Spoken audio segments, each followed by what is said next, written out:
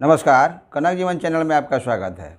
आज हम बात करेंगे, चूँकि ठंडी का मौसम है, इसमें भी कोरोना का कहर तो जारी ही है। तो आज हम बात करेंगे सरकार की कुछ नाकामियों की और पुलिस प्रशासन की कुछ नाकामियों की। एक बात मुझे समझ में नहीं आ रही है। आज का मैंने अखबार का हेडिंग देखा तो उसमें एक समाचार बहुत हंसने वाली और हंसाने वाली बात है। उसमें कहा गया है कि सूबे में एक साल में 45 लाख लीटर से अधिक शराब जब्त हुए हैं।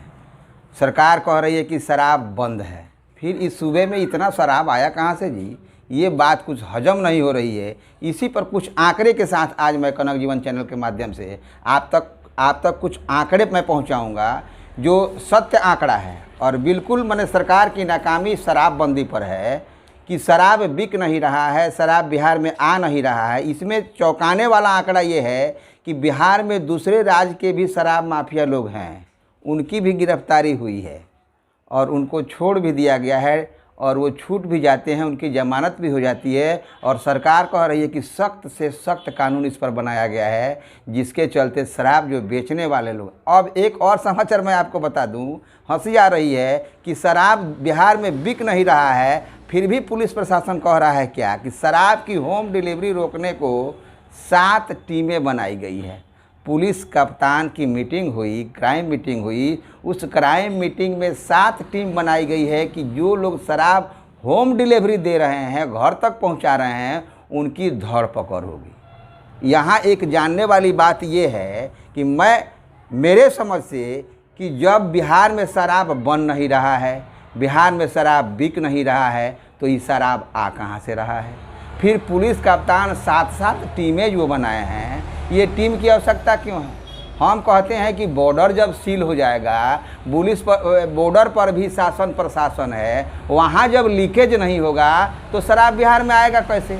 फिर ये 7 गो टीम, 8 गो टीम, 10 गो टीम, 100 गो टीम बनाने की आवश्यकता क्या है भाई? जब शराब बंद है, शराबबंदी को प्रशासन और शासन सही तरीके से जारी कर रहा है, सब लोग अपना पुलिस ये कसम खाती है कि ना पिएंगे ना पीने देंगे। फिर ये 45 लाख लीटर शराब बिहार में कहाँ से जब्त हो गया भाई? अब जब्त हो गया तो वो शराब होगा क्या? नष्ट किया जाएगा? आखिर पुलिस बाहर आ रही है तो अलग का सवाल है, जब्त हुआ तो वो शासन प्रशासन की बात है। अब मैं एक आंकड़ा आपको बता रहा हूँ, ध्यान दीजिएगा। बिहार में शराब बंद है और पुलिस कप्तान जो है कि 7 टीमें और 10 टीमें बना रहे हैं होम डिलीवरी रोकने के लिए। तो होम डिलीवरी कैसे रोकेंगे? जीपीएस का प्रयोग करेंगे का? जो शराब बेच रहे हैं और कहाँ जा रहे हैं पता चल जाएगा।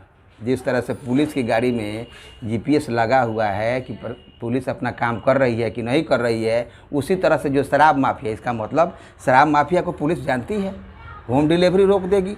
अरे भाई, शराब जब बिहार में आएगा नहीं बॉर्डर से हेल करके, तो फिर शराब का होम डिलीवरी रोकना ना रोकने की सवाल कहाँ से होता है? अपनी मूर्खता पर भी इन लोगों को थोड़ा सा भी शर्म नहीं है, शराब रोकने के लिए चले।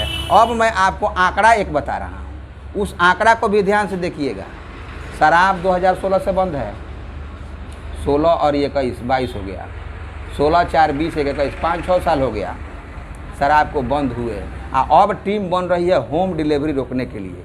टीम बन गई, इसका मतलब प्रशासन समझ रहा है कि शराब बिक रहा है, और शराब बिक भी रहा है, होम डिलीवरी भी हो रहा है, ये भी शासन प्रशासन समझ रहा है, तो अभी तो टीम का गठन हुआ।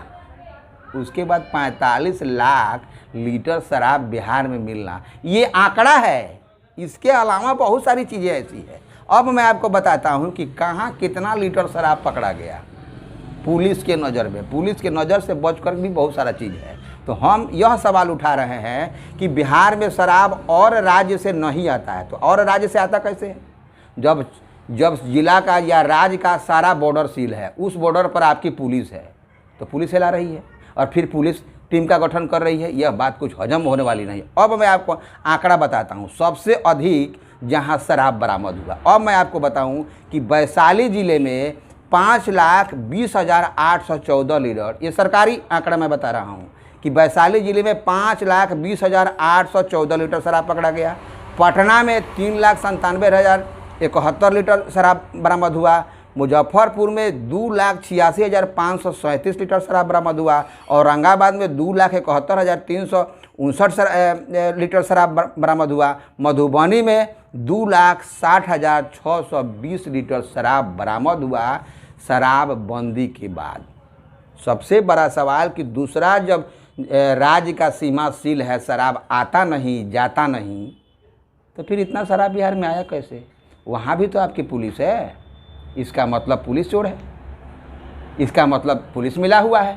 तो पुलिस उधर से मिलकर शराब बिहार में लेके आती है, फिर 7-8 टीम बनाती है होम डिलीवरी रोकने के लिए। जब हम सीमा सील कर देंगे, शराब उधर से आएगा नहीं, तो पुलिस यह काम क्या होगा? तो पुलिस वहाँ तो काम कर नहीं रही है और यहाँ होम डिलीवरी रोक रही है, पीछे पीछे घूमेगी।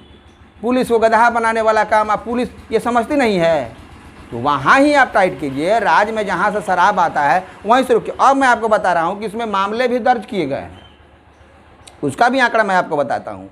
पटना में 8,876 गिरफ्तारियाँ हुई, सारण जिला में 4,698 गिरफ्तारियाँ हुई, मुजफ्फरपुर में 4,469 गिरफ्तारियाँ हुई, मोतिहारी में 3,601 गिरफ्तारियाँ हुई, गोपालगंज में 3,470 गिरफ्तारियाँ हुई जो शराब माफिया थे, शराब बेच रहे थे। अब बताइए, गिरफ्तारी भी हो रही है, कह रही है सरकार की शराब बिक नहीं रहा है। यह मामला कुछ समझ में नहीं आता है कि 6 साल होने के बाद भी शराब बिकना रुका नहीं, और शराब माफिया के बीच में, पुलिस और शराब माफिया के बीच में आंख मिचौनी चल रही है।